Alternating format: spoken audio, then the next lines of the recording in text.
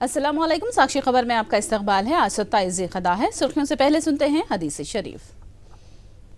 बिस्मिल्लाहिर्रहमानिर्रहीम। हज़रत अब्दुल्ला बिन अब्बास रज़ी अल्लाह ताला अन्हु से रिवायत है, रसूलुल्लाह सल्लल्लाहु अलैहि वसल्लम ने फरमाया, मैंने जन्नत में देखा कसरत से वो लोग हैं जो दुनिया में फ़कीर थे। और अब सुर्खियां। बीजेपी को जिताने में बीआरएस का अहम रोल, अवाम ने बीआरएस का सफाया कर दिया। वजीर आला रेवंत रेड्डी की प्रेस कॉन्फ्रेंस। 9 जून को चंद्रबाबू लेंगे एपी सीएम के तौर पर हलफ, ओहदेदारों ने शुरू कर दी तैयारियां।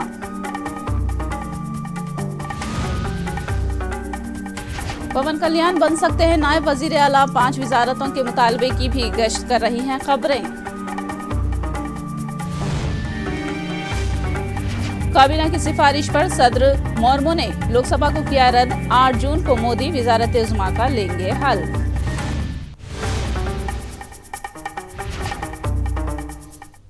और अब तफसील। वजीर आज़म नरेंद्र मोदी ने आज सदर जमहूरिया द्रौपदी मुर्मू से मुलाकात करके अपना इस्तीफा पेश कर दिया।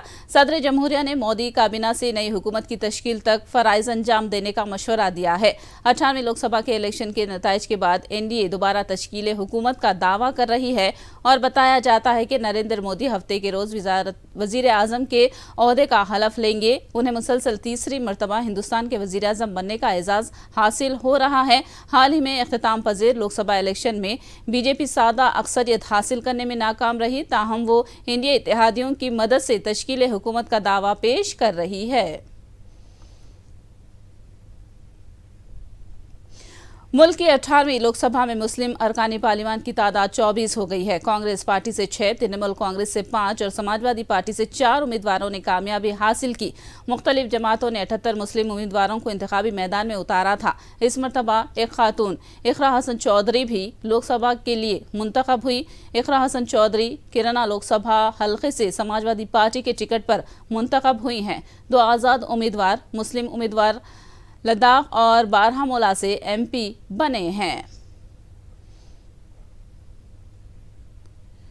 तेलंगाना में बीजेपी को 8 लोकसभा सीटें जितवाने में बीआरएस का अहम रोल रहा है। केसीआर की हिदायत पर बीआरएस की क्रॉस वोटिंग से बीजेपी ने कामयाबी हासिल की, ये इल्जाम वजीर आला रेवंत रेड्डी ने लगाया है। रेवंत रेड्डी ने कहा कि तेलंगाना में कांग्रेस की लोकसभा सीटें 3 से बढ़कर 8 हुई हैं और कंटोनमेंट असेंबली हल्के से कांग्रेस की कामयाबी को उन्होंने रेफरेंडम से ताबीर किया। సిట్టింగ్ ఎంపీ సీటున డిపాజిట్ కోల్పోయి టీఆర్ఎస్ ఓటు బదిలీ చేసింది. నేను చెప్పింది కుట్ర అదే. ఆ కుట్ర ఆ రోజు చెప్పినప్పుడు మీరు రేవంత్ రెడ్డి ఏదో బాధపడుతున్నాడు, రేవంత్ రెడ్డి ఏదో ముందే ఓటమిని అంగీకరించి మాట్లాడుతున్నాడని మీరే విశ్లేషణలు చెప్పారు లైవ్లలో. ఇప్పుడు నిజాం తేలింది కదా, మహబూబ్నగర్లో డిపాజిట్ పోయింది, చెవెల్లలో డిపాజిట్ పోయింది, సికింద్రాబాద్లో డిపాజిట్ పోయింది, మల్కాజ్గిరిలో డిపాజిట్ పోయింది, కరీంనగర్లో డిపాజిట్ పోయింది, నిజామాబాద్లో డిపాజిట్ పోయింది, ఆదిలాబాద్లో డిపాజిట్ పోయింది బీఆర్ఎస్ నాయకులకు. నేను చెప్పింది అదే కదా. వీళ్ళు పూర్తిగా ఓట్లు బదిలీ చేసి బీజేపీని గెలిపించడానికి బీఆర్ఎస్ కార్యకర్తల ఆత్మగౌరవాన్ని నాయకులను బలిస్తున్నాడు అని చెప్పిన. ఇప్పుడు కూడా నేను విజ్ఞప్తి చేస్తున్న బీఆర్ఎస్ ఎమ్మెల్యేలకు, at the cost of your position KCR బేరసారాలు చేసుకుంటున్నాడు బీజేపీ తోటి.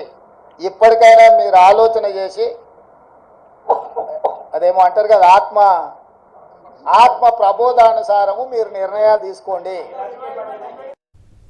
इंतखाबी तशहीर के दौरान किए गए तमाम वादों को पूरा करने की कोशिश की जाएगी। महबूबनगर लोकसभा से फतह हासिल करने वाली बीजेपी लीडर डीके अरुणा ने ये बात कही। उनकी जीत के लिए काम करने वाले हर एक शख्स का उन्होंने शुक्रिया अदा किया। अरुणा का कहना है कि तीसरी बार मोदी को वजीर आज़म बनाने का ख्वाब अवाम ने पूरा किया है।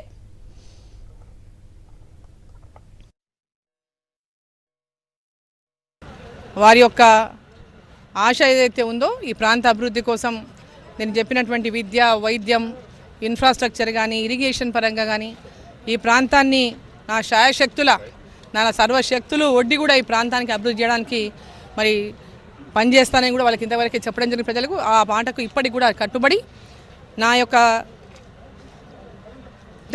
శక్తి అంటే నా ఉన్న సర్వశక్తులను ఒడ్డి ఈ ప్రాంతాన్ని అభివృద్ధి చేయడమే లక్ష్యంగా పనిచేస్తానని చెప్పి నేను తెలియజేస్తాను. సెంట్రల్ స్కూల్స్ కానీ, అదేవిధంగా టెక్నికల్ ఎడ్యుకేషన్ పరంగా కానీ, హాస్పిటల్స్ అప్గ్రేడేషన్ కానీ, అదేవిధంగా రైల్వే మార్గాలు కానీ, అది రైల్వే స్టేషన్స్ అయితే అప్గ్రేడేషన్ అవుతున్నాయి ఆల్రెడీ, రోడ్లు కానీ ఇవన్నిటి కూడా పెద్ద ఎత్తున జిల్లాలో ఉన్నటువంటి అన్ని రోడ్ల విషయంలో నేషనల్ హైవేస్ ఎక్కడెక్కడ అవసరం ఉంటే అక్కడక్కడ నేషనల్ హైవేస్ చేయించడము. అదేవిధంగా ఎక్కడైతే గ్రామీణ ప్రాంతాల్లో రోడ్లు లేనటువంటి వాళ్లకు ప్రధానమంత్రి గ్రామీణ సడక్ యోజన కింద రోడ్లు తీసుకురావడము. పాలమూరు లిఫ్ట్ అని దాన్ని పేరు పెట్టాలి. ఇంతకుముందు పాలమూరు రంగారెడ్డి ఉంది, పాలమూరు లిఫ్ట్ అని పేరు పెట్టి ఈ 7 నియోజకవర్గాలకు ఒక్కొక్క నియోజకవర్గానికి 1,00,000 ఎకరాలకు నీళ్ళు ఇచ్చే విధంగా ప్రాజెక్టును మరి శాంక్షన్ ఇచ్చి దానికి కేంద్ర ప్రభుత్వ నిధుల నుంచి నేను తప్పకుండా సాధించినటువంటి విధంగా 100% కృషి చేస్తాను. असेंबली इंतखाबात में शानदार जीत हासिल करने वाले तेलुगुदेशम सदर चंद्रबाबू से APCS जवाहर रेड्डी और DGP हरीश कुमार ने मुलाकात की। खैरसुगाली मुलाकात में जीत पर बाबू को मुबारकबाद पेश की। 9 जून को बाबू की जानिब से हलफ बर्दारी की। पार्टी हलकों से गश्त कर रही खबरों के बीच ओहदेदारों ने हलफ बर्दारी तकरीब की तैयारियां भी शुरू कर दी हैं। साबिक वजीर काकानी गोवर्धन रेड्डी ने कहा कि वो अवाम के फैसले का एहतराम करते हैं। उन्होंने ये भी कहा कि वो अवाम के दरमियान रहकर अवाम की खिदमत करते रहेंगे। उन्होंने कारकुनों को मशवरा दिया कि वो पस्त हौसला ना हो। काकानी ने कहा कि नताइज से हैरत और तकलीफ जरूर हुई, लेकिन शिकस्त के असबाब का जायजा लिया जाएगा। పార్టీని నమ్మి కష్టపడి ఓట్లు వేయించినటువంటి నాయకులకి, మరీ ముఖ్యంగా కార్యకర్తలకి ఇటువంటి పరిస్థితుల్లో అధైర్యపడాల్సినటువంటి అవసరం లేదు. ధైర్యంగా ముందుకు వెళ్లాల్సినటువంటి సందర్భం. కాబట్టి అందరం జిల్లాలో ఉండేటువంటి ప్రతి నాయకుడు కూడా కార్యకర్తకి, స్థానికంగా ఉండేటువంటి నాయకులకి అండదండలు అందించడం, సంపూర్ణమైనటువంటి సహాయ సహకారాలు అందిస్తాం. రాబోయేటువంటి రోజుల్లో జరిగినటువంటి ఈ అపజయం ఏదైతే ఉందో దీనిని సమీక్షించుకొని మరలా ఎక్కడ పొరపాట్లు దొరలేవో వాటిని సవరించుకొని ప్రజలతో మమేకమై ప్రజలతో నిత్యం అందుబాటులో ఉంటూ ప్రజాసేవలో కొనసాగుతాం. జగన్మోహన్ రెడ్డి గారి నాయకత్వాన్ని మరింత బలపరచడానికి, జగన్మోహన్ రెడ్డి గారి నాయకత్వం ఎదుగుదలకి అన్ని విధాలు కూడా అందరం కలిసి కష్టపడి పనిచేస్తామని చెప్పి ఈ సందర్భంగా తెలియజేస్తూ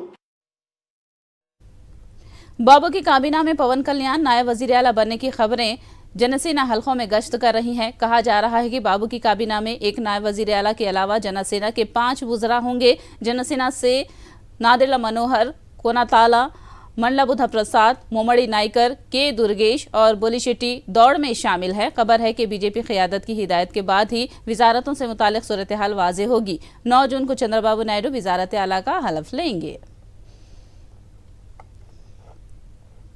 साबिक MLA रविंद्रनाथ रेड्डी ने आंध्र प्रदेश में जारी होने वाले इंतखाबी नताइज पर ताज्जुब का इजहार करते हुए वोटिंग मशीनों में धांधलियों का खदशा जाहिर किया है। उन्होंने इस मामले को अदालत से रुजू करने का ऐलान किया।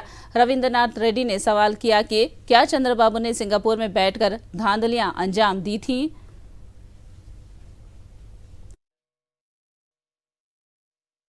వ్యవస్థలను మేనేజ్ చేసే చంద్రబాబు నాయుడు గారు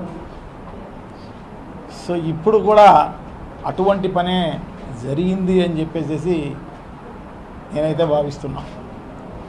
వ్యవస్థలను మేనేజ్ చేసే కార్యక్రమం. సో తప్పకుండా ఈవీఎంస్ను ట్యాంపరింగ్ జరిగిన కార్యక్రమం నా నియోజకవర్గంలోనే కాదు, త్రూఅవుట్ రాష్ట్రంలో అన్ని నియోజకవర్గాల్లో ఎంపిక చేసుకున్న బూతులను ట్యాంపరింగ్ చేసిన పరిస్థితి కనపడుతోందన్నమాట. సో తప్పకుండా మేమందరం కూడా డెఫినెట్గా దీని గురించి ఆలోచన చేయాల్సిన అవసరం తప్పకుండా ఉంది. సో దీనిపైన కోర్టుకు కూడా వెళ్ళే కార్యక్రమం తప్పకుండా చేస్తాం. ఒక 15-20 రోజులు చంద్రబాబు నాయుడు గారు డిసప్పైర్ అయిపోయినారు. చంద్రబాబు నాయుడు గారు, వాళ్ళ కొడుకు అందరూ ఉంటారు. సో మరి యాడ సింగపూర్లో కూర్చొని ఈ కార్యక్రమాలు ట్యాంపరింగ్ జరిగిందా, ఇంకొక చోట ట్యాంపరింగ్ జరిగిందా అనేది మనకు తెలుస్తుంది తొందరలోనే. हैदराबाद लोकसभा से मजलिस के उम्मीदवार असदुद्दीन अवैसी की कामयाबी पर दारुसलाम में जश्न मनाया गया। असद अवैसी ने हैदराबाद लोकसभा से मुसलसल 5वीं कामयाबी हासिल की और मजलिस ने मुसलसल 11वीं कामयाबी दर्ज की है। असद अवैसी ने बीजेपी उम्मीदवार माधवी लता को 3,38,087 वोटों की भारी अक्सरियत से हराया। असद अवैसी ने जुमला 6,61,981 वोट हासिल किए और बीजेपी उम्मीदवार माधवी लता ने 3,23,894 वोट हासिल किए। इस मौके पर मीडिया से बात करते हुए असद अवैसी ने कहा कि बीजेपी का 400 पार का ख्वाब चिकनाचूर हो गया और बीजेपी को बैसाखी के सहारे लंगड़ी हुकूमत की तश्कील से नफरत की सियासत का खात्मा होगा। 10 साल से बीजेपी की सरकार है और ख़ास तौर से पिछले 5 साल में 2019 से 2024 तक जो बीजेपी की हुकूमत के नाकारकर्दगी, उनके गलत फैसले, अवाम दुश्मन फैसले, किसानों को तंग करना, नौजवानों को रोज़गार से महरूम कर देना, महंगाई को कंट्रोल नहीं करना, चीन जो हमारी ज़मीन पे कब्ज़ा करके बैठा है उस पर आंखें बंद कर लेना, तो ये ऐसी चीज़ें थी जो अवाम में चल रहा था इसके सिलसिला। और फिर 400 का नारा देने के बाद संविधान को ख़तरा, और ये बात अवाम में चले गई। ख़ास तौर से जो लोग बाबा साहब अम्बेडकर से मोहब्बत करने वाले हैं, संविधान के ऊपर नाज करने वाले हैं, तो ये सब चीज़ें उनके लिए महंगी पड़ी हैं। और बहुत से लोग, मुझे लगता है कि जो ये समझ रहे थे बीजेपी नहीं हारेगी, अब आप देखेंगे कल से उनका और ग्राफ गिरेगा।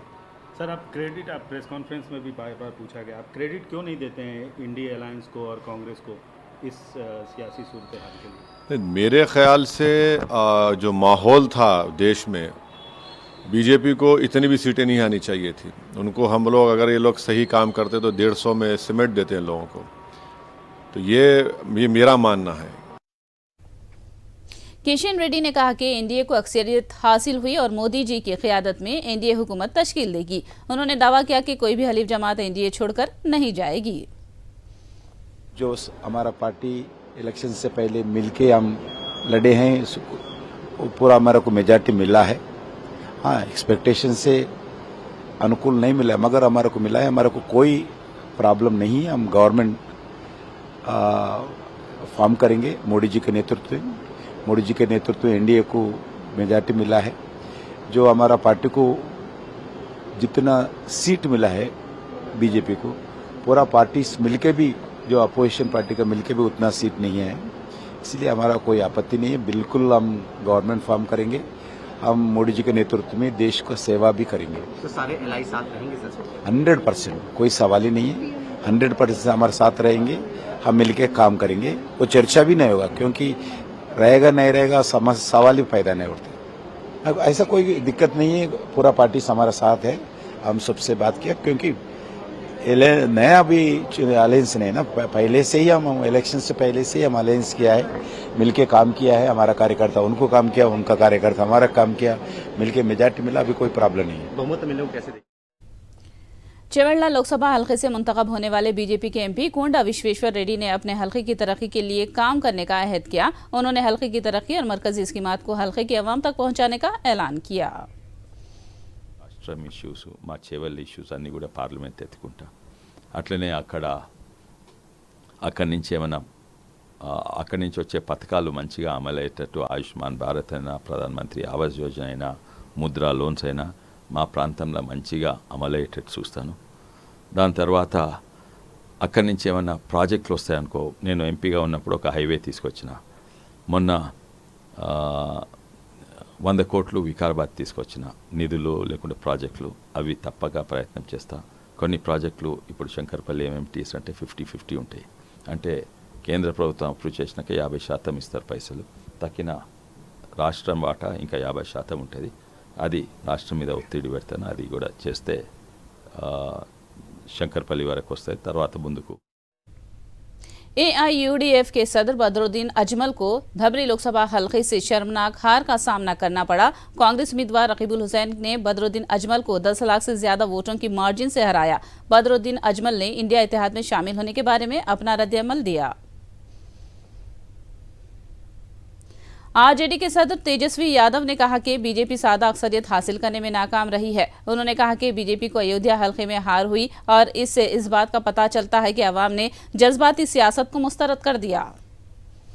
हमें राम जी का आशीर्वाद तो इंडिया गठबंधन को हम लोगों को मिला, तो कहीं भी जो है आप देखिएगा एक चीज़ तो साफ हो गया कि जो मोदी जी की बात करते थे कि मोदी फैक्टर वो ख़त्म हो गया। भाजपा जो है मेजॉरिटी से दूर चली गई है। जो सहयोगी हैं अब उन पर डिपेंडेंट है और हम लोग तो खुशी है इस बात की कि भाई चलो हम लोग जो संविधान लोकतंत्र रोकने बचाने का जो प्रयास था उसमें हम लोग जो है काफ़ी हद तक कामयाब हुए। अब हमारी यही उम्मीद है कि जो भी नई सरकार बने खास तौर पे बिहार को विशेष राज्य का दर्जा दिलाए और जो हम लोगों ने 75% जो आरक्षण जो बढ़ाया है उसको शेड्यूल 9 में जो है वो किया जाए। आप चाहते हैं कि आपके एमपी संजय सिंह ने कहा है कि बीजेपी को अक्सरियत न देकर अवाम ने मोदी जी को एक झटका दिया है। उन्होंने कहा कि अगर बीजेपी को अक्सरियत हासिल हो जाती तो दस्तूर बदल जाता और रिजर्वेशन बर्खास्त हो जाता। अवाम ने दस्तूर और रिजर्वेशन का तहफ़्फ़ुज़ किया है। कि खुद घटक दल एनडीए के जो है वो कह रहे हैं स्पीकर हमारा होना चाहिए, लोकसभा का अध्यक्ष हमारा होना चाहिए। क्यों? क्योंकि उनके मन में चिंता है, ये पार्टियों को तोड़ते हैं, पार्टियों को खत्म करते हैं। उद्धव ठाकरे जी की शिवसेना को इन्होंने खत्म किया महाराष्ट्र के अंदर, इन्होंने अकाली दल को खत्म किया। जेडीयू जब इनके साथ थी तो मुझे याद नहीं है नॉर्थ ईस्ट का कौन सा स्टेट है, नागालैंड या कौन सा स्टेट, वहां 6 के 6 एमएलए जेडीयू के तोड़ दिए जब इनके साथ में थी। तो मुझे लगता है कि ये सब बातें जरूर ये लोग कोई निर्णय लेने से पहले सोचेंगे कि बीजेपी और प्रधानमंत्री उनके साथ क्या करने जा रहे हैं। आप लोग एग्जिट पोल देख रहे थे, मैं तो बार बार कह रहा था कि 40 से ज़्यादा सीटें आएंगी, बार बार इस बात को कह रहा था। अब मैं कोई साइकोलॉजिस्ट तो हूँ नहीं, तो इसलिए मुझे कोई उसका क्रेडिट नहीं दिया जाएगा, लेकिन 40 सीटें आएंगी ये मैं बार बार बोल रहा था। महाराष्ट्र गया था, मैं बता रहा था कि भाई 30 सीटें वहाँ पर इंडिया गठबंधन की आएंगी। तो जब आप ज़मीन पे होते हैं तो आपको स्थितियों का अंदाज़ा हो जाता है। उत्तर प्रदेश के अंदर आरक्षण ख़त्म करेंगे, संविधान ख़त्म करेंगे, ये बात गांव-गांव फैल गई थी और ये सच्चाई है बीजेपी की। गलती से अगर इनको पूर्ण बहुमत मिला होता तो ये बाबा साहब डॉक्टर भीमराव अंबेडकर जी के बनाए हुए संविधान को ख़त्म करते, चुनाव को ख़त्म करते और आरक्षण की व्यवस्था को इस देश के अंदर ख़त्म करते। मोदी की नफरत और बांटने की सियासत पर आरजेडी लीडर मनोज झा ने शदीद तनकीद की। उन्होंने कहा कि अवाम ने बीजेपी को अक्सरियत से पहुंचने ही नहीं दिया और खुद बीजेपी में अब मोदी का मुतबादिल तलाश किए जाने का आरजेडी लीडर ने रिमार्क किया है। मैं तो अव्वल प्रधानमंत्री जी के इसको ढिठाई के अलावा कुछ नहीं मानता। ये ढिठाई है। कितनी सीट पे हैं आप? 400 पार वाले थे ना आप। 14 में आपको अपने मेजॉरिटी मिली थी, 19 में मिली थी, अभी 239-38 पे खेल रहे। 34 सीट पीछे हैं आप बहुमत से। स्वीकारिए, जनता ने आपको झटका दिया है, आपको बताया है कि इस तेवर के साथ सरकार नहीं चलनी है। इसको स्वीकारिए ना। आपको 272 छूने नहीं दिया। आपके लिए गठबंधन कभी मायने रखता है? अपनी शिवसेना के साथ क्या किया, अकाली दल के साथ क्या किया, और मैं दूर नहीं जाऊंगा, नीतीश जी के साथ क्या किया, चंद्रा बाबू के साथ क्या किया था। आज आपकी जरूरत है, लेकिन मैं प्रधानमंत्री जी बताऊं, आपके दल को भी जानता हूं और वो जो संस्था है ना नागपुर में, उसको भी जानता हूं। आपका विकल्प ढूंढा जा रहा है, आप उसकी चिंता करिए। और मोदी की गारंटी वारंटी भैंस मंगलसूत्र मुजरा करने के बाद आप 238-39 पे हुए। आपको तो ये कहना चाहिए था कि अब आगे से कोई कैंपेन जम्मू कश्मीर के राजौरी के एक नौजवान की सऊदी अरब में हादसे में मौत वाक़ई हो गई। उनके वालिदैन राजौरी में बेटे की लाश को हिंदुस्तान लाने के लिए परेशान हैं। उन्होंने कहा कि हुकूमत उनकी मदद करके उनके बेटे की लाश घर पहुंचाने में उनकी मदद करे। याद रहे कि नौजवान मुलाजिमत के लिए सऊदी अरब रवाना हुआ था।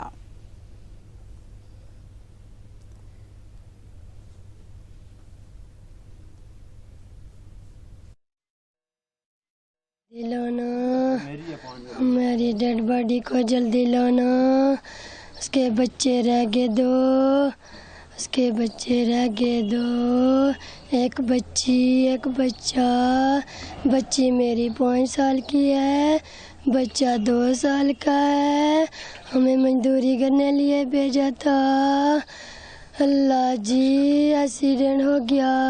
क्या कहना चाहेंगे अल्लाह जी जल्दी से जल्दी हमारी डेड बॉडी को हमारे घर पहुँचाएं। मेरा बच्चा यहाँ से गया था सऊदी में मजदूरी करने के लिए, तो वहाँ एक्सीडेंट हुआ दूसरी गाड़ी से, तो उसकी वहाँ ही दम तोड़ बैठा। तो मैं पहले सबसे गुजारिश करता हूँ कि मेरे बच्चे की बॉडी है जो डेड बॉडी यहाँ जल्दी पहुँचनी चाहिए, ताकि मैं T20 आलमी कप में हिंदुस्तानी टीम फेवरेट है, ये पेश ख्यासी साबिक कप्तान सौरव गांगुली ने किया है। उन्होंने हिंदुस्तानी टीम से नई ख्वाहिशात का इजहार किया। अमेरिका और वेस्टइंडीज में T20 आलमी कप का आगाज हो गया। 9 जून को हिंदुस्तान और पाकिस्तान के दरमियान मुकाबला होगा।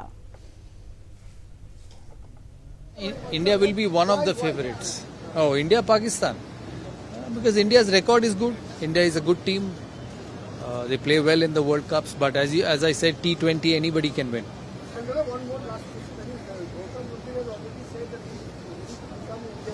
Oh.